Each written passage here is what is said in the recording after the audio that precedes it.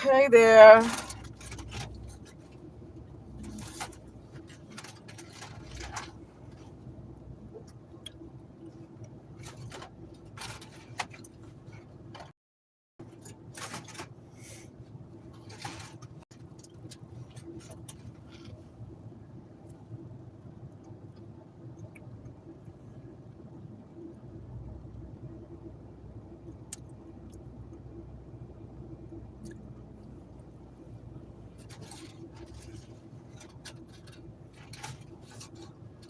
Okay, I'm not going to talk. I'm just eating some dinner. Well, I talk to you because I know it's like where some people are, but I'm on Pacific time. So it's really like in the 6 o'clock hour PM where I am, but some people it's after 9 o'clock. So it appears to be kind of late or 8 o'clock Central time. But over here it's still daylight and the sun is still out. Anyway, hello.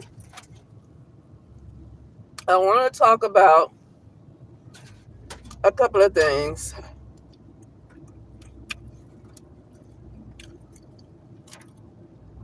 Earlier, I did a live earlier talking about the black church. It's a joke. I said that the most dangerous place for a black person to be or a brown person to be is the so-called black church. And I titled it also that the black community is a joke and should be abandoned. I put that in my title of my last live. The black community has no standards. That's why I say the black community needs to be abandoned. The black community has no standards. Okay? I looked at a video of somebody played what this preacher said in 1999. This preacher was talking about Kirk Franklin. I guess that was when Kirk Franklin was just becoming really hot. And Kirk Franklin was saying to this other gospel artist or this preacher, said that Kirk Franklin said, I'm going to merge the gospel music with the secular music. I'm going to merge the gospel artists and have Yolanda sing with D'Angelo and all that. So Kirk Franklin, when he first came out, he already had that in mind. So you have people today talking about how Kirk Franklin need to repent and all that stuff. But my thing is this. Why didn't the church check Kirk Franklin a long time ago? Because people are very surprised that Kirk Franklin have Glorilla. I guess it's featured in the song of Glorilla or something like that. I forget how it goes because I didn't look at Glorilla's album, but I've heard people say that Kirk Franklin is actually on featured in the song of Glorilla or something. I'm not really sure. And people are surprised at that. I'm not really sure why. I'm not surprised that Kirk Franklin would do that. I don't know why the church people was expecting more from Kirk Franklin when he said clearly in the 90s that he wanted to merge the secular and the gospel music. I mean, if you want to have Yolanda Adams singing with D'Angelo, what is D'Angelo singing about? And you want to have Yolanda Adams? You're already trying to sexualize the brown woman. You're trying to D'Angelo and Yolanda Adams, you want to sexualize her. But hello. But so the black community probably should have been, the gospel community should have been checked Kirk Franklin on that before waiting till something happens with Glorilla. Okay? And I get back to saying that in other communities where you have other Christians, Hispanic community, and the white community and other community, you might have secular artists that might want to put out a gospel album later on down the line. But for the most part, they're not mixing the gospel and the secular together and merging it as one. That's what they're not doing. Okay, that's what they're not doing. They're not mixing it. What Kirk Franklin wanted to do was always his goal to and listen, I'm not a Christian, I'm not in it, but I do understand Christianity a lot better than I understand the any other religion, because I've never been involved in any other religion. Okay. Kirk Franklin literally wanted to merge gospel and secular as one. Okay. Um, and the gospel industry should have been checked Kirk Franklin on that. And the fact that they didn't do that lets me know it's all about the money for them and they don't care. Right? Now, the thing with Glorilla winning this album is a slap in the face of the black community. That let the world know the black community don't have no standards. It's not even about if people are really saved or not, or what you call saved. They're definitely the Christian's definition of saved.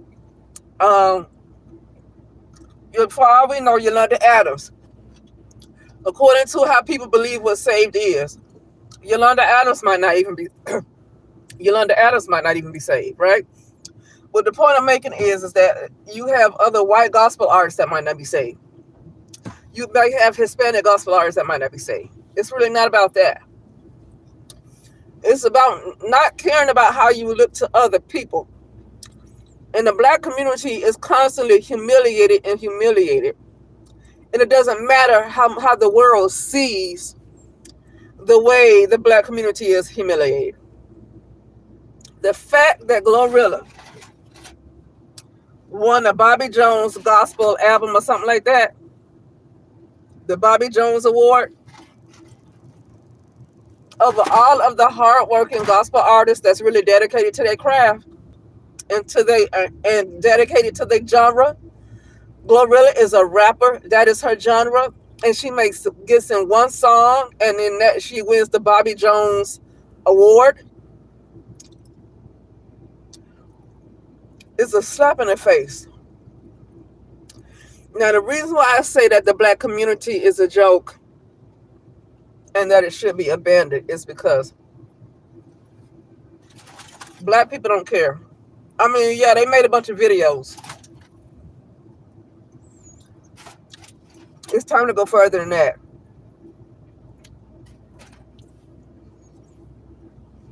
Kirk Franklin and these other gospel industry, I mean, that might need to be abandoned for a while. They might want to turn their back on them for a while. Okay? But black people don't really have standards like that. It seems to be okay to just treat them any kind of way. It seems to be okay. And that's the reason why I say abandon them. When I say abandon them, separate from that consciousness. That's what I mean. Separate from that consciousness. Okay? It doesn't mean that other people are not going to see you and they might not be racist and all that stuff. That doesn't have anything to do with it. I don't want to have anything to do with that group of people that I see is clearly too far gone. They are too far gone. You know, but anyway, what was I going to say? Now I want to talk about this movie Straw again. I was looking at somebody and she was doing a review on Straw. I didn't look at her review, but I just wanted to see like the first few minutes of what she had to say, because she titled it quotes and quotation. If you are a spiritualist or a brown woman, do not watch the movie Straw. So she put that in quotes, right? Do not watch the movie Straw. But she put it in quotes because she's saying that somebody else said that, right? Not her. And she was talking about how people in other different groups was talking against the movie Straw and how spiritualists or brown women shouldn't watch it. Well, the reason why I have not watched the movie, but the reason why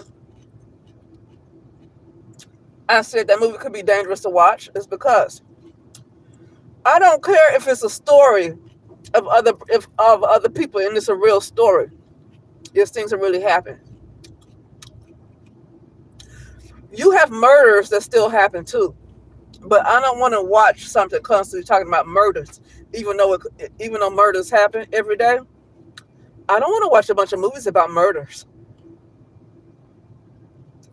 unless you like murders. Unless murders make you happy, or red rum. Let me say, unless a red rum make you happy, I don't want to watch a bunch of movies about that. I don't care for something to really happen. I don't want to make it. I don't want to keep watching something like that. Okay. And so my thing is about that movie Straw. Even though it might be a really good movie, I stopped that lady's video and I read the comments and what the comments had to say. And it was a lot of brown women talking about how they just refuse to see that movie because they are not in a good mental space. And that should be okay for people to say that. It should be okay. I am so sick of having to constantly be unbothered for the black community or the brown community. I am so sick of having to constantly be unbothered. A lot of brown women are not in a good place to watch that movie Straw because they are struggling with depression. They are struggling with bipolar. They are struggling with the fact that nobody loves them. They are struggling with the fact that they are at the bottom of society and society spits on them and their own community spits on them. Okay, their own mother and their parents don't like them. A lot of brown women are struggling with those thoughts every day. And I'm so tired of this culture of being unbothered, like you don't have feelings, like you're some kind of a robot that you don't feel nothing. Because everybody else is allowed to feel something except for the brown woman and the brown male. But I'm talking about the brown woman. Because the brown man ain't supposed to feel nothing either. But I'm talking about the brown woman because this movie is about Taraji P. Henson playing this role. Okay. And playing a role that a lot of brown women have to deal with, right? That's why I'm talking about that.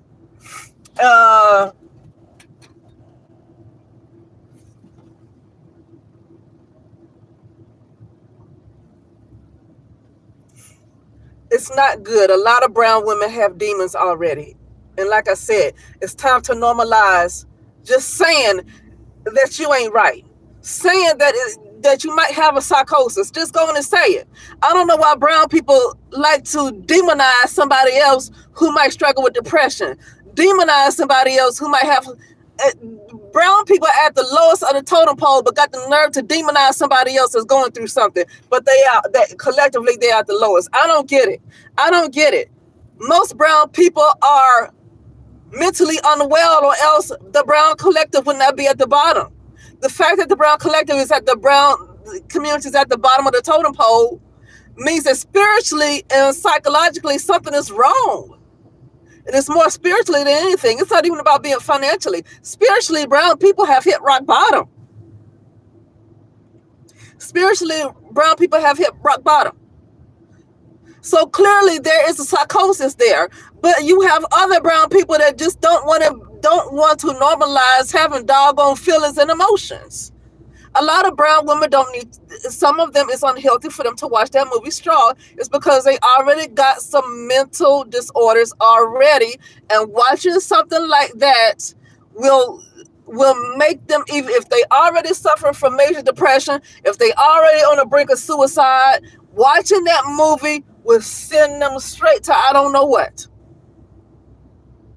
Now, if you're grounded and you're healthy and you're okay, then that's fine.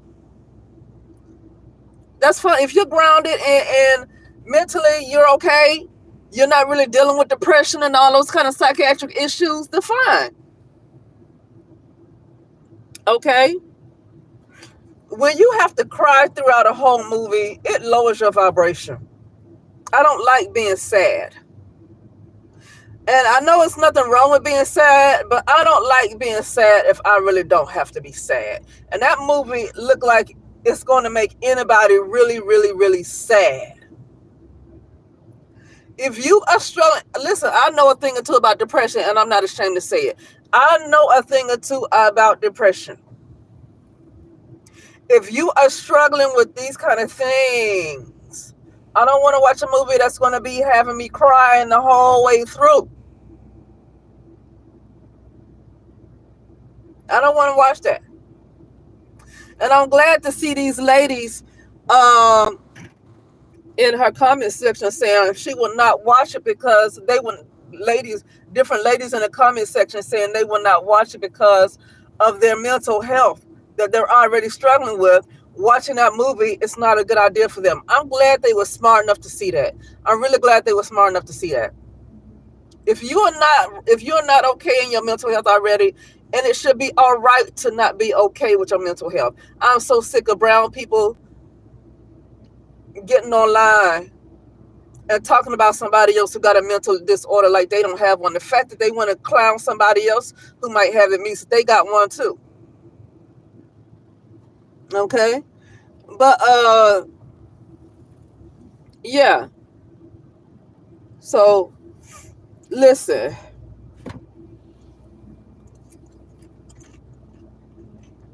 dang, what was I gonna say?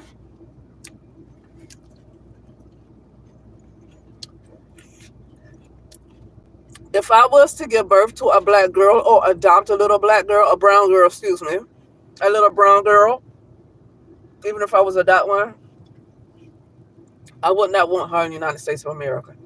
Because some people give birth to a brown boy or a brown girl in the United States of America, and sometimes they want to take them out the brown community and raise them in the white communities or different communities.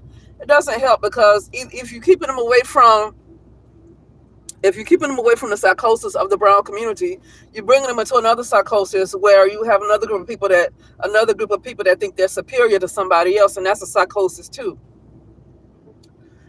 That's a psychosis too. United States is just a very, very unwell society. It's a very unwell, has a very unwell, broken society. And I know other places have it too, but I'm familiar with United States of America. So that's what I talk about the things I'm familiar with. And I'm the most familiar with United States of America.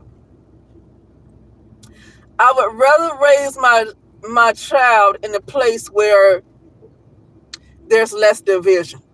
I would rather find a place where there's less division than to raise them in a place like United States that's just so low vibrational. I certainly would not want them in the brown community. Not right now. Not in this generation. I would not want to raise her up in this generation. You know. Uh, but anyway, I don't have much to talk about. I just feel like talking about that really quickly, you guys. Uh, that's it. I'll talk later. Okay.